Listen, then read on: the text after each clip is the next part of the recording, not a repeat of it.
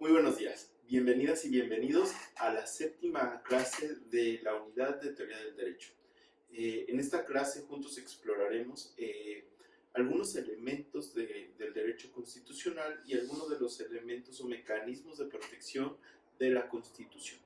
En este sentido, podríamos decir que la Constitución es el ordenamiento jurídico supremo sobre el cual se fundamentan las bases del Estado mexicano. En la Constitución, de un punto de vista teórico, su estudio se puede abordar desde la siguiente manera. La Constitución como con una parte orgánica y con una parte dogmática. La parte dogmática hace referencia a los principios o a los elementos aspiracionales de la Constitución que establece de alguna manera el perfil del Estado mexicano. Tradicionalmente nos han dicho que la parte dogmática está en los primeros 29 artículos de la Constitución. Sin embargo, desde un punto de vista más profundo, podríamos decir que realmente la parte dogmática son todos los elementos, ¿no? Desde el artículo primero hasta el artículo 136, que van delimitando el carácter de la nación mexicana.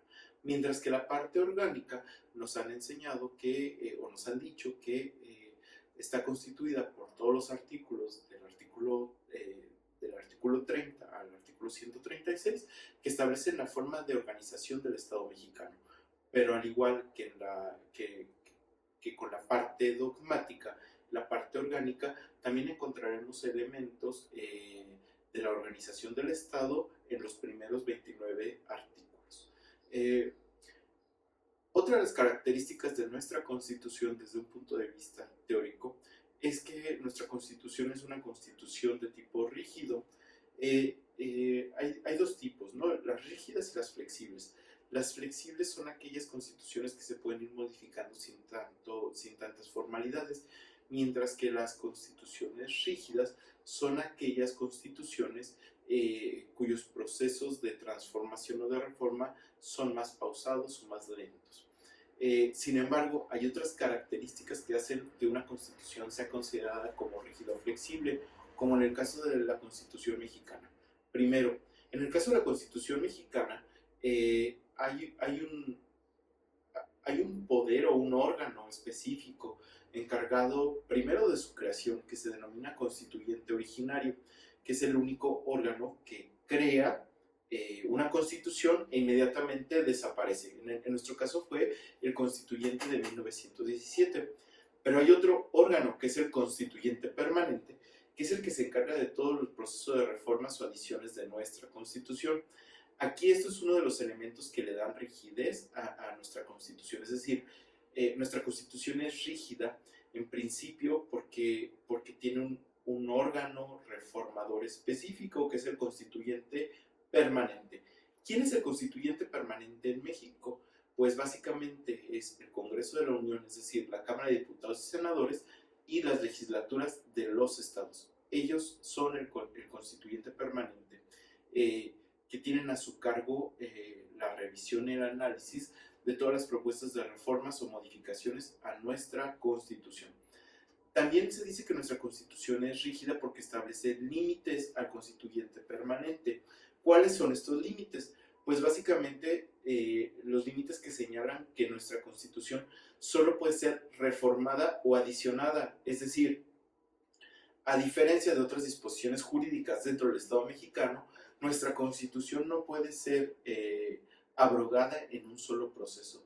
Tiene que respetarse, tiene que haber un proceso solamente de reformas o adiciones. Estos atributos o estas características son precisamente las que determinan que la Constitución mexicana es una constitución de tipo rígido. Ya dijimos que la Constitución es el documento base sobre el cual se asienta el Estado mexicano.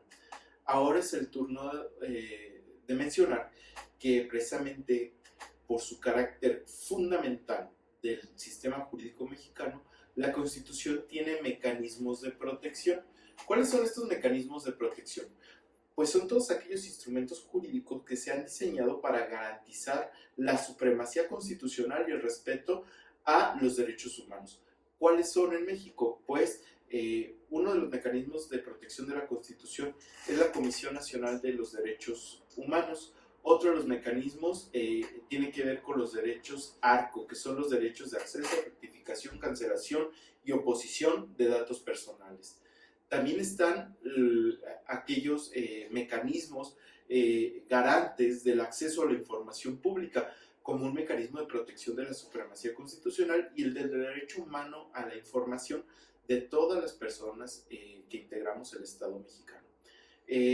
Hay otro mecanismo de protección, que es el juicio para la protección de derechos político-electorales, que está dirigido a los ciudadanos mexicanos, no solamente militantes de partidos políticos, sino en general a todos los ciudadanos que tengan alguna afectación de contenido electoral en sus derechos.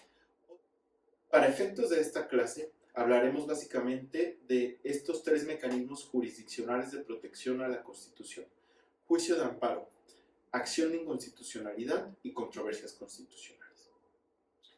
El juicio de amparo es un juicio que se encuentra diseñado para proteger a las personas cuando existe una violación a sus derechos humanos por parte de las autoridades, cuando en el ejercicio de sus atribuciones de alguna manera están afectando estos derechos fundamentales.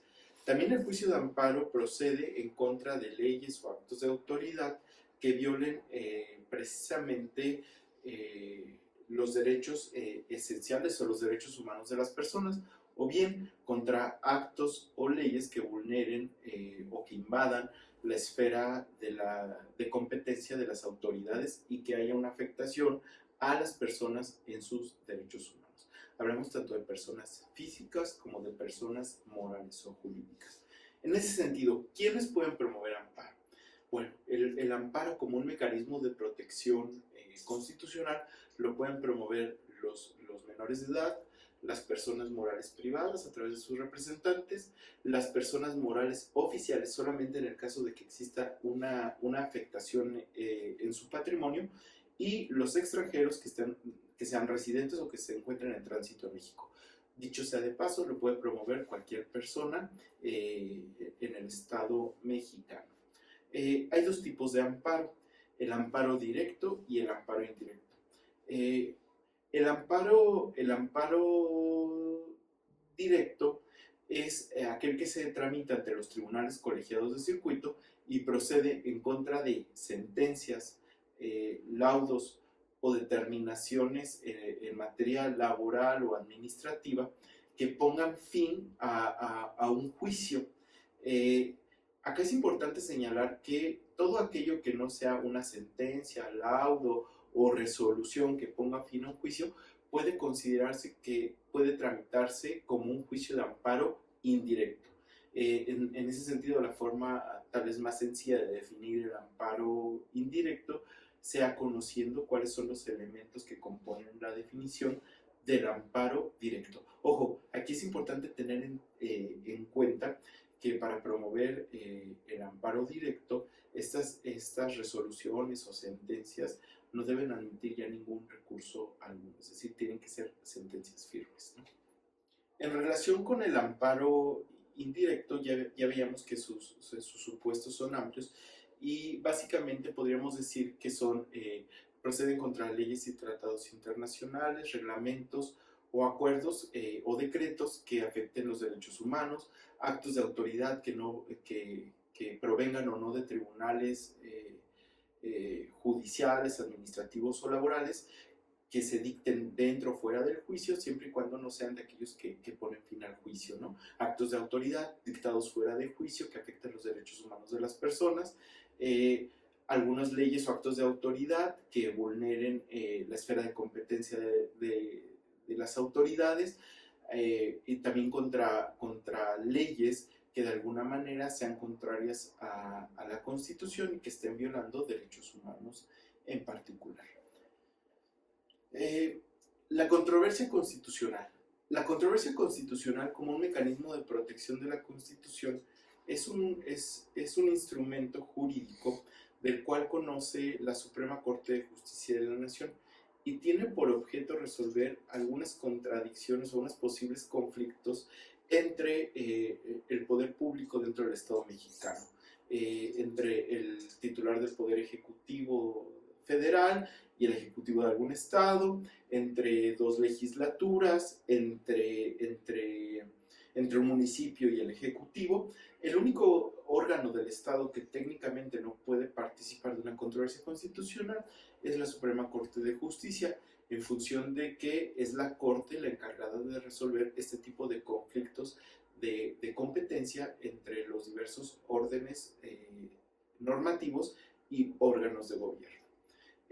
También es importante señalar que hay otro mecanismo de protección de la Constitución, que es la acción de inconstitucionalidad.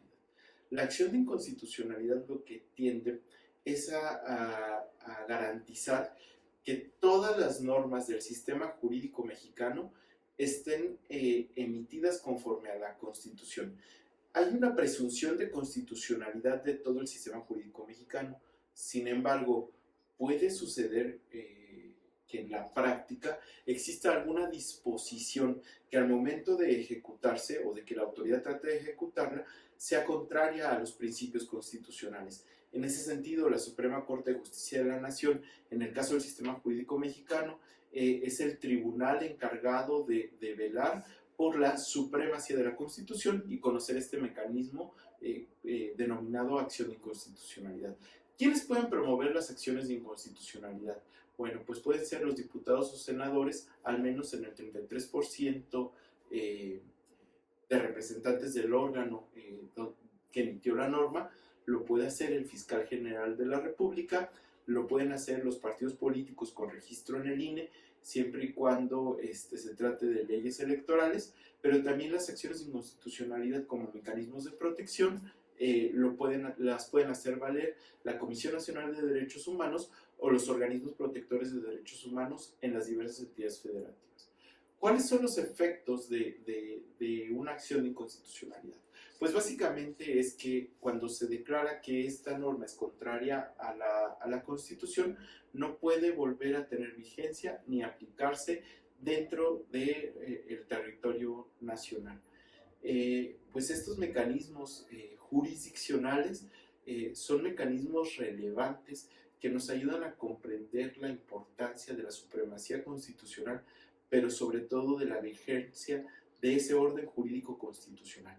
De ahí que existe el juicio de amparo que se dirige, insisto, a la protección de los derechos humanos de las personas, las controversias constitucionales que garantizan una adecuada distribución de los ámbitos competenciales de las autoridades y las acciones de inconstitucionalidad que garantizan la armonía y la conformidad de las disposiciones jurídicas en función de la Constitución Política de los Estados Unidos mexicanos. Muchísimas gracias.